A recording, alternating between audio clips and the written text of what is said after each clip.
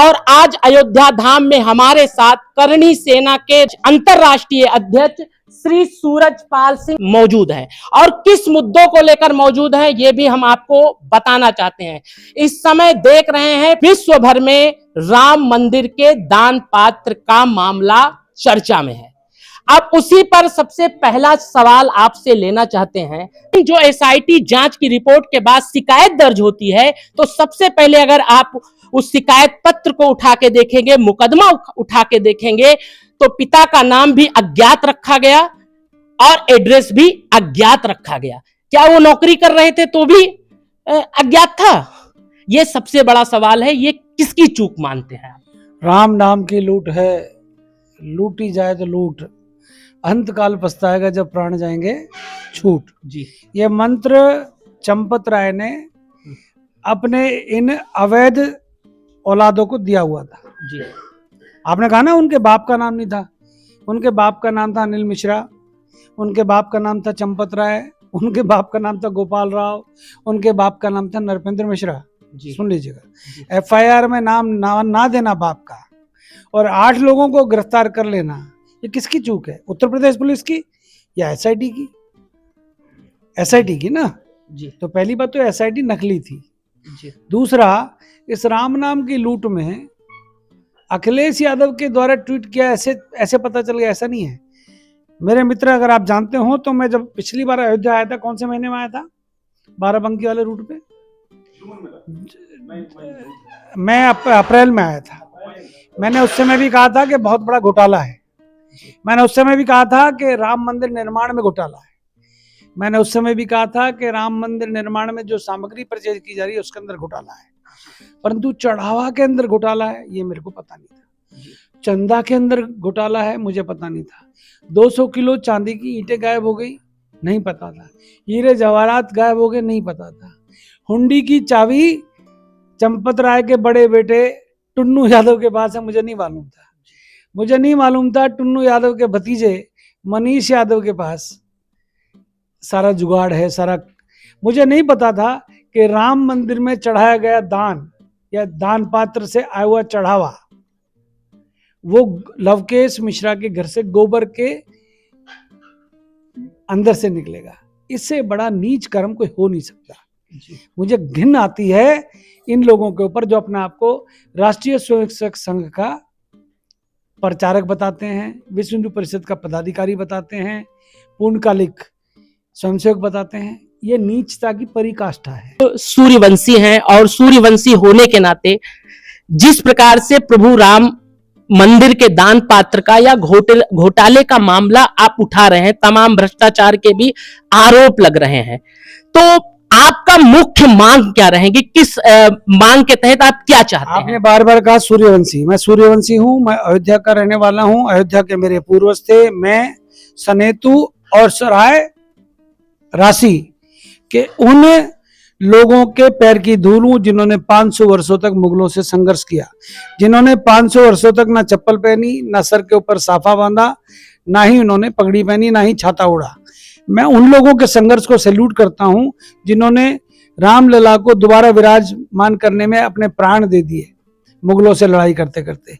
ये जो अभी जो ठेकेदार बन रहे हैं ना राम मंदिर के, इनके बाप दादाओं का अता पता भी नहीं था उस समय जब मेरे पूर्वज यहाँ लड़ रहे थे। जी, मैं तो आप स्पष्ट आपके चैनल पे कह रहा हूँ, आपकी ताकत से कह रहा हूँ, ये यहाँ के लोकल लोगों की ताकत थी जो बाबरी का ढांचा 15 मिनट के अंदर ढेर हो गया।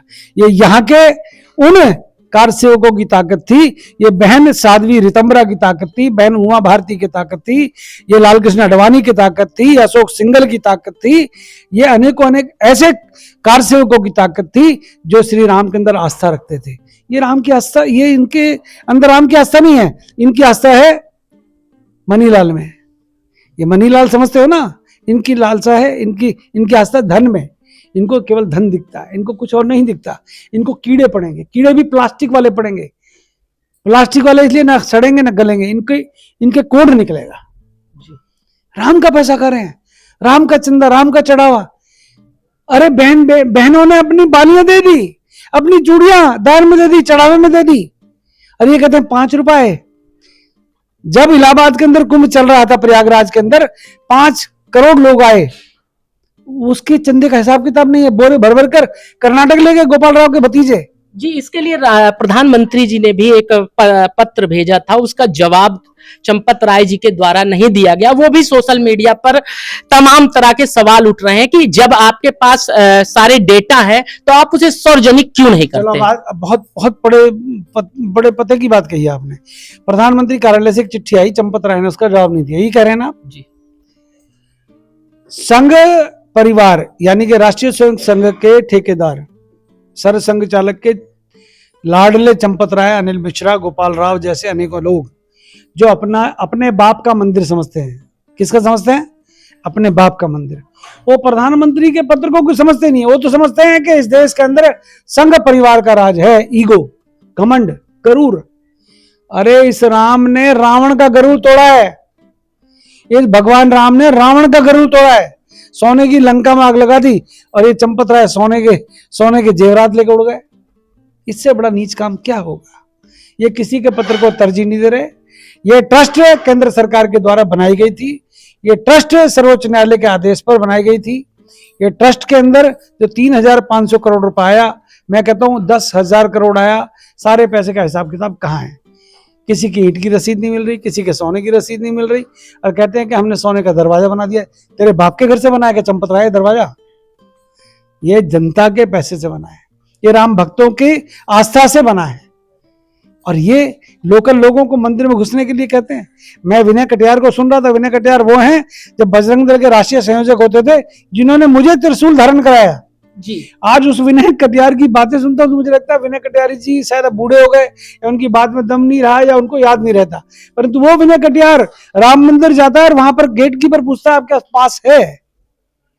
तो यहां पर तो जिन लोगों ने इस राम मंदिर पर कब्जा कर रखा है वो लोग हैं जिनको अपने और पराई की पता नहीं है, जो ये सोच के बैठे हैं कि ये मंदिर विश्व हिंदू परिषद और आरएसएस का। ये बहुत बड़ी गलती है। महाराज जी का आपने देखा होगा, चांदी के हार दान करने की बात आई थी, आभूषणों का जो है पादुका की भी बात आई थी। तो उन्होंने एक बयान दिया कि टुन्नू यादव से जब रसीद मांगा गया, क्योंकि टिन्नू के माध्यम से ही वो अंदर प्रवेश कराते थे वीआईपी रूप में 60, 50, 70। आप यहाँ के लोकल है ना जी, आपकी ताकत लोकल है ना जी।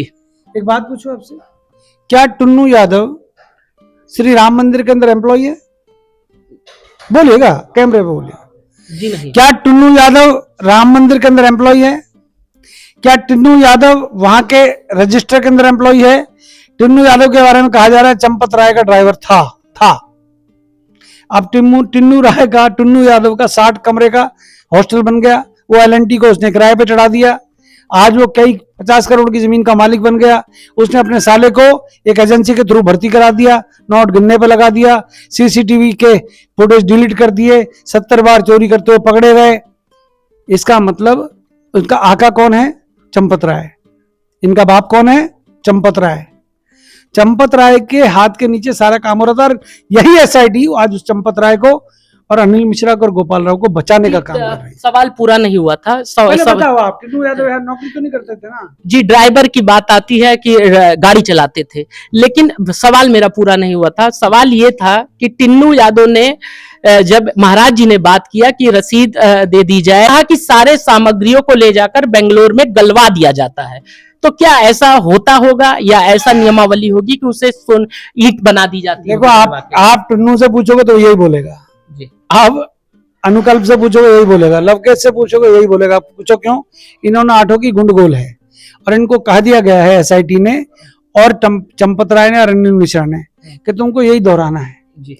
क्योंकि मामला फिक्स है, क्योंकि डाके डालने वाले भी यही हैं और इंक्वायरी करने वाले भी यही हैं।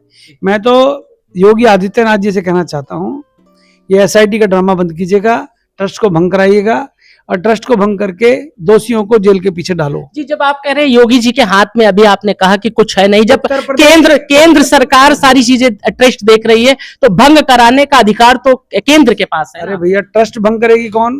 केंद्र सरकार जी। पुलिस कार्रवाई कौन करेगी? राज्य सरकार जी। डीजीपी कौन है उत्तर प्रदेश में? मुख्यमंत्री के नीचे। अरे मुकदमा दर्ज किसने किया? यूपी पुलिस ने। यूपी पुलिस ने बाप का नाम नहीं लिखा, आपने बताया।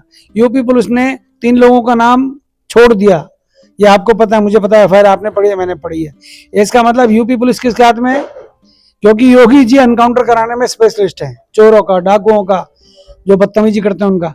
एक आध की टांग में गोली लगवा दीजिएगा। अब तो जेल भेज दिए गए हैं सब। अरे सुनो तो वो तो पॉलिटिकल टूरिज्म पे गए हैं, जेल में नहीं गए, वो घूमने गए हैं। इसे कहते हैं पॉलिटिकल तफरी मारने गए हैं, छुट्टी पर गए हैं। 3 महीने बाद फिर कोर्ट में पेश कर दिए जाएंगे। भैया बात सुनिएगा, इनके ऊपर जो धाराएं लगाई गई हैं वो 7 साल के 10 साल की सजा इससे ऊपर नहीं है। हमारे हिसाब से तो इनको सजा नहीं, इनको सजाए मौत मिलनी चाहिए। मैं प्रवीण तोगड़िया को सुन रहा था, वो कह रहा था भगवान इन लोगों को उठा ले, इन लोगों को मार दिया जाए। एक्चुअल में क्या है, मामला कुछ और है।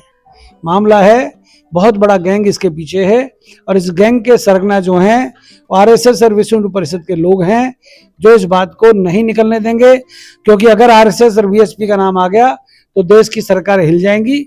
मुझे लगता है देश के प्रधानमंत्री नरेंद्र भाई मोदी के अंदर हमारी आस्था है, बहुत ईमानदार हैं। देश के प्रदेश के मुख्यमंत्री बहुत ईमानदार हैं, देश के गृह मंत्री बड़े अच्छे हैं। कार्रवाई करो ना भैया, करो ना कार्रवाई। 2027 का चुनाव आ रहा है, क्यों पड़ी लाठी ले रहे हो आप? पड़ी लाठी समझते हो ना, पड़ी लाठी लेके सर में मारना। जी अभी योगी जी ने एक बयान दिया कि दूध का दूध और पानी का पानी किया मलाई जाएगा। कहाँ गई मलाई? दूध पानी किया जाएगा। बुलडोजर नीति के बारे में भी आप जानते हैं क्या? इन लोगों पर भी बुलडोजर की नीति अपनाई जानी चाहिए। जो इन्होंने चंदा का गमन किया है उसकी वसूली होनी चाहिए। विपक्ष भी सवाल उठा रहा है। कोई और जो मैं बोलूंगा काटोगे तो नहीं? जी नहीं।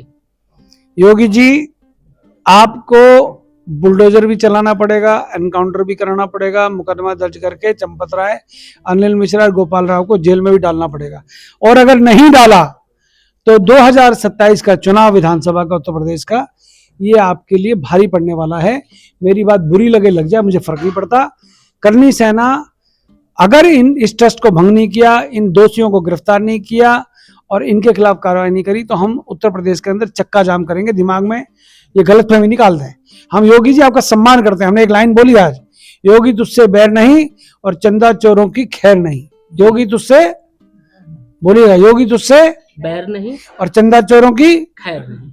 जी ये सुन लीजिएगा। जी जैसे लोग कहते हैं कि मुख्यमंत्री के खिलाफ भी एक साजिश, क्योंकि उनकी लोकप्रियता बढ़ती जा रही है तो साजिश रची गई है। हमेशा अयोध्या आते थे तो इसीलिए अयोध्या से उनका वर्चस्व और बढ़ा, इसीलिए जो है ग्राफ गिराने के लिए ऐसा कोई षड्यंत्र किया जा रहा है। इस पे आप क्या कहना चाहते हैं? हो वही जो राम रची राखा, हो वही जो राम रची।